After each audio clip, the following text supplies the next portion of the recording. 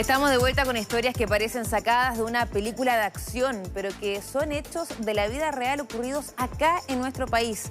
Se trata de rescates de alto riesgo realizados por carabineros en circunstancias casi imposibles que permitieron salvar la vida de quienes parecían estar condenados a un desenlace fatal. El reportaje es de los periodistas Víctor Lepe y Rodrigo Huarte.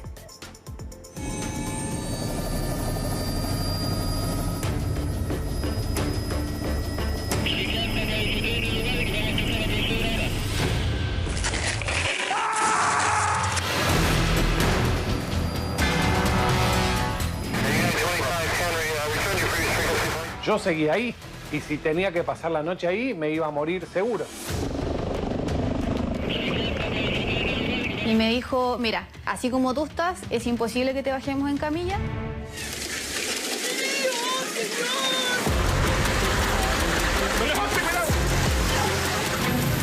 Era una catástrofe impresionante. No había nada que tocar el río que hubiera quedado en pie. Yo sentí plenamente que era muy posible que perdiera la vida en ese momento. Centenares de arriesgados rescates cada año para intentar salvar la vida de quienes son víctimas de un desastre natural o han desafiado a la montaña. Las probabilidades de sobrevivir a una caída así eran casi cero.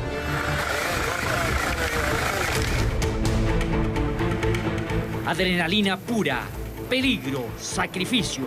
¿Quiénes son los protagonistas de estas operaciones casi imposibles? ¿Cuáles son las historias detrás de estos rescates extremos? Todo en el siguiente reportaje.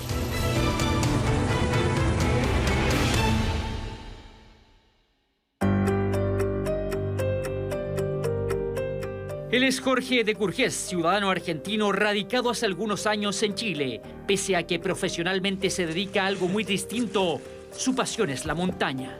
Te llevo, yo creo que más de 30 años escalando montañas y tuve la suerte de escalar por varios lugares.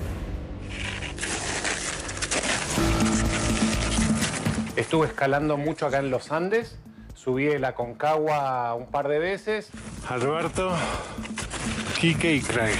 Y acá estoy yo. Duro. También estuve en Alaska escalando el Denali, que es la montaña más alta de Norteamérica. Allá vamos. Y también estuve en el 2019 en Nepal, escalando hasta la cumbre, el Everest. 3 décadas escalando las más altas montañas del mundo. Jamás imaginó que en nuestro cercano Cajón del Maipo tendría una cita cara a cara con la muerte.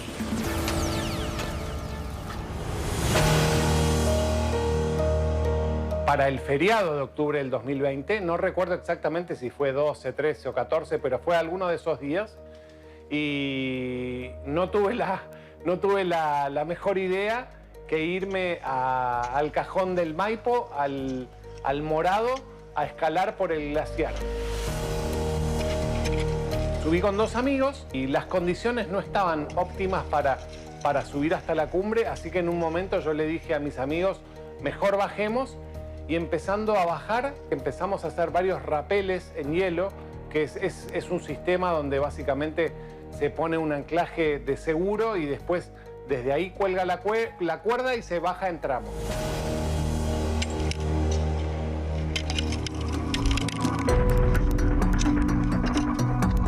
Al principio no hubo problema, pero en una de esas bajadas me cuelgo yo de la cuerda que yo mismo había montado y todos los seguros, los 2 seguros que tenía la cuerda, salen volando por el aire, me quedo en el aire insultando y caigo algo más de 200 metros.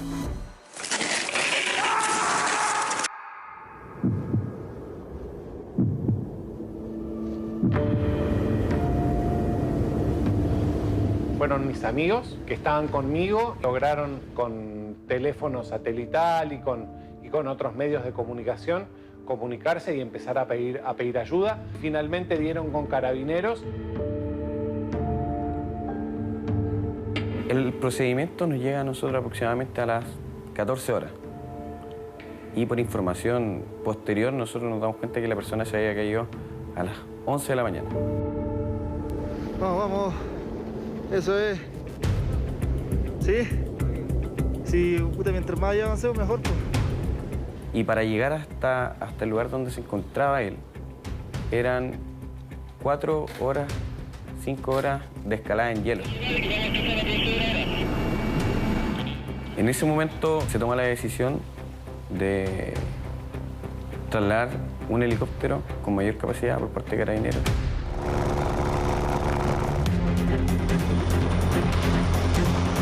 La caída que él había tenido, el accidente, era de gravedad y las probabilidades de sobrevivir a una caída así eran casi cero.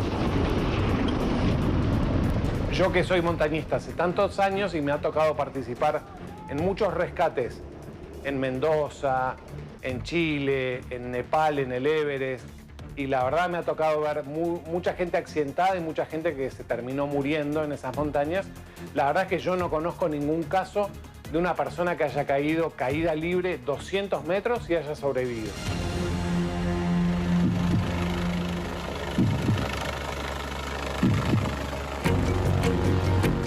Bajó el sargento segundo Raúl Painén, un especialista en montaña de nuestra prefectura.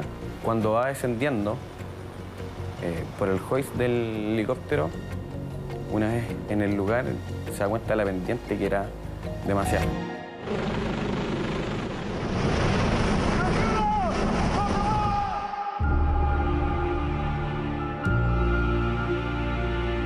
Y al momento de asegurarse, se da cuenta que la persona da un suspiro y se da cuenta que la persona se encontraba con vida.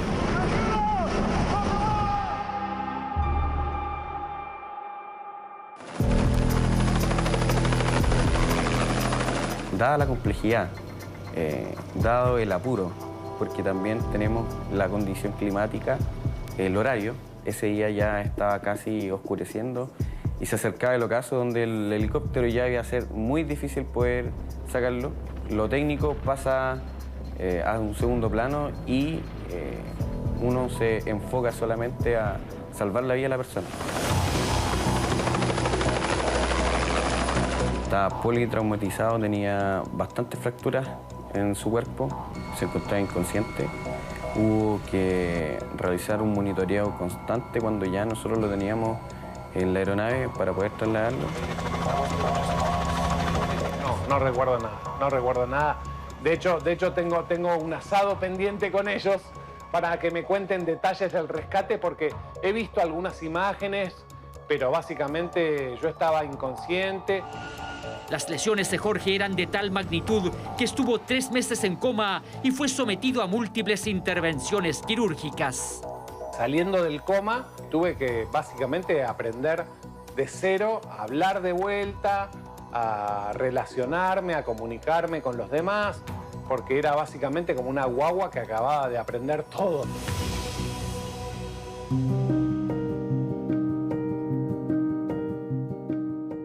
Jorge siente que volvió a nacer. Hoy no sabe si volverá alguna vez a la montaña. Después de hacer cumbre. Espectacular. En mi casa tengo construido un muro de escalada, así que por lo menos en el muro de escalada voy a seguir escalando. Algo técnico al nivel del Everest no creo que lo vuelva a intentar. Pero nunca digas nunca. La verdad es que todo depende de físicamente cómo evolucione y si vuelvo a estar en un nivel competitivo.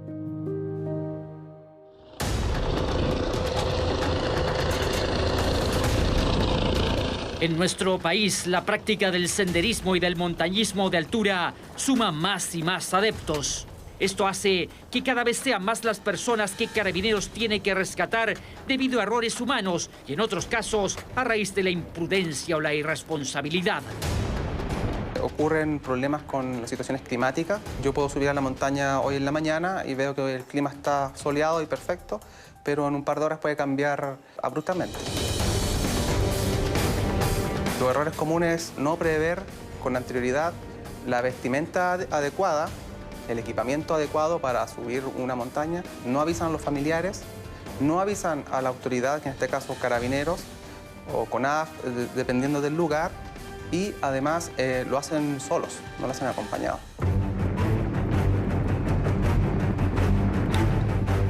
El GOPE tiene una unidad especial de rescate agreste altamente capacitada. Cada año Carabineros concurre a unos 400 rescates en montaña. La altura es un factor que aumenta el riesgo de hipotermia y suele agudizar las lesiones. Por eso, en un rescate extremo, cada minuto es vital. Es alta la presión que uno tiene en ese tipo de decisiones porque está en riesgo la vida de la persona y nosotros somos la solución. Entonces es vital mover los recursos lo más rápido posible. Francisca Ferreira camina con dificultad. Ella es parte de la estadística de rescatados en montaña. El pasado mes sufrió una caída mientras bajaba del campamento Grey en Torres del Paine.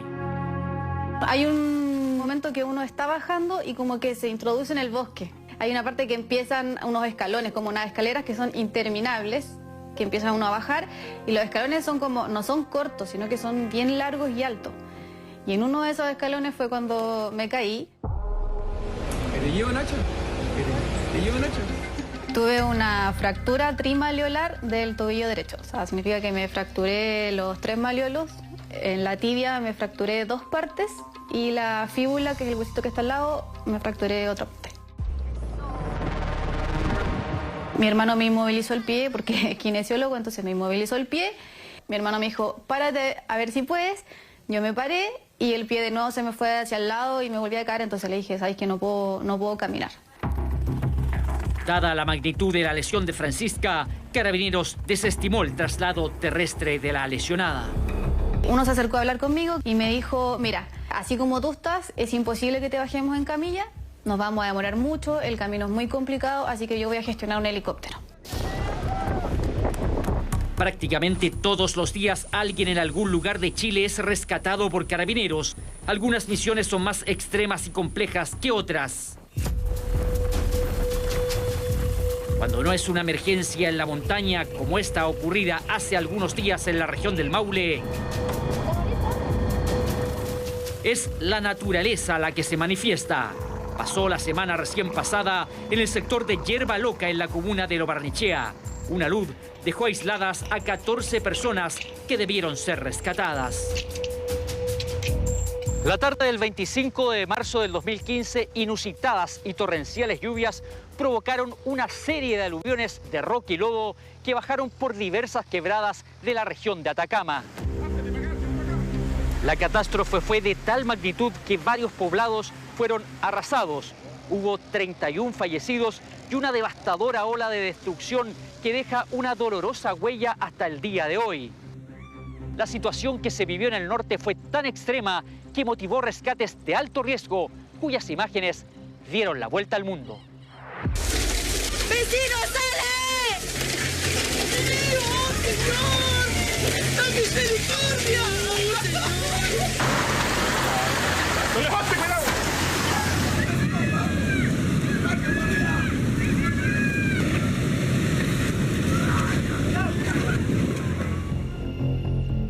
Yo soy Rubén Soto, tengo 34 años, soy pastor de iglesia adventista. El 2015 estuve en Chañaral cuando ocurrió el aluvión. No, esto es peor que 72, po. ¿Usted estuvo cuando bajó la quebrada Conchuela? ¿No los cables eléctricos? Llevaba poco más de un mes y medio en la ciudad. Había sido recién trasladado para encargarme del distrito de Chañaral, que va desde Taltal, La Caldera y hasta El Salvador con Diego de Almagro. No sé bien la hora en la que el aluvión llegó, pero segundos antes de que llegara a mi casa, no sé si fue el ruido, pero gracias a Dios desperté. Me levanto de la cama, la ventana de la casa donde yo vivía estaba abarrotada y entonces veo un río mucho más alto que la casa que viene a toda velocidad y no hay tiempo para nada. O sea, el río estaba en pocos segundos encima. De repente salgo de la pieza, miro hacia atrás y veo que empiezan a salir el colchón, la cama, ¿cierto?, de la pieza. El río comienza a llenar la casa y en cosas de segundos el río me saca y me lleva, voy flotando, ¿cierto?, sobre él, salgo de la reja de la casa.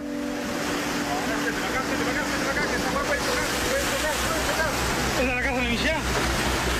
Seguramente, no tengo claridad, pero agarré un tablón o alguna cosa que no sé qué habrá sido como para flotar. no había ninguna manera en que yo pudiera salvarme. O sea, ahí se ven las imágenes, la corriente y la fuerza del agua. Sacaba casas, sacaba camiones, sacaba autos. Era imposible que yo pudiera ganarle a la corriente.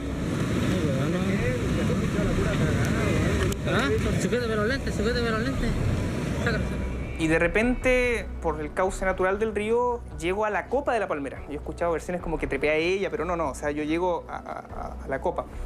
En ese momento me agarro, me siento sobre ella, me doy cuenta que hay un camión que está atravesado, no sé de qué manera estaba sujeto, seguramente en medio de los escombros o de alguna estructura. Y ese camión estaba a unos 8 o 10 metros mío y me hacía de escudo.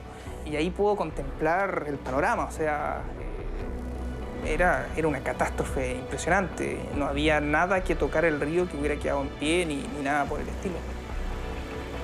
El alud, repito, afectó muy gravemente a Diego de Almagro, afectando directamente el cuartel de carabineros de Diego de Almagro.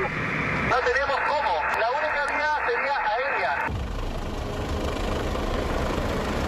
No se podía dimensionar todavía la magnitud de esta catástrofe porque no había comunicación.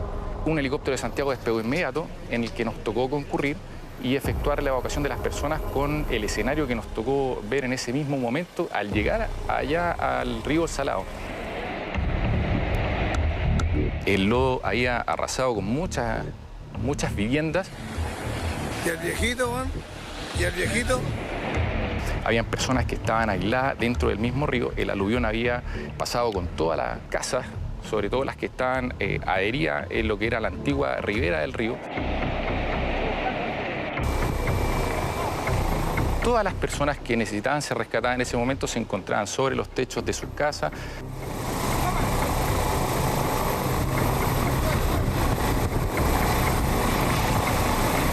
Era esta o no era, ¿cierto?, la posibilidad de salvación.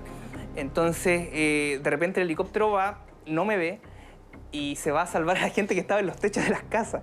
Y ahí vino como una especie de impaciencia, ¿no? O sea, bueno, ya había tenido harta paciencia, 10 horas, 8, no sé cuántas fueron. Y entonces van a rescatar a la gente en los techos que por supuesto merecían ser rescatados, pero la urgencia a mí era mucho mayor, ¿no? Las mismas personas que evacuábamos invocaban a Rubén, que estaba en el agua, porque daban por sabido que necesitaba la ayuda más inmediata. Parece que hay una persona allá, donde está la tita. Ah, ya. Está tirada una tita de allá. Uno de los capitanes dice que yo no me veía. Y él dice que yo no me veía, pero él siente que Dios lo guió hacia ahí y dice que yo no era visible. Entonces yo trataba de hacer gestos, no sé. Pero ya a la tercera ahí van, me lanzan una cuerda, ¿cierto?, para que me amarrara.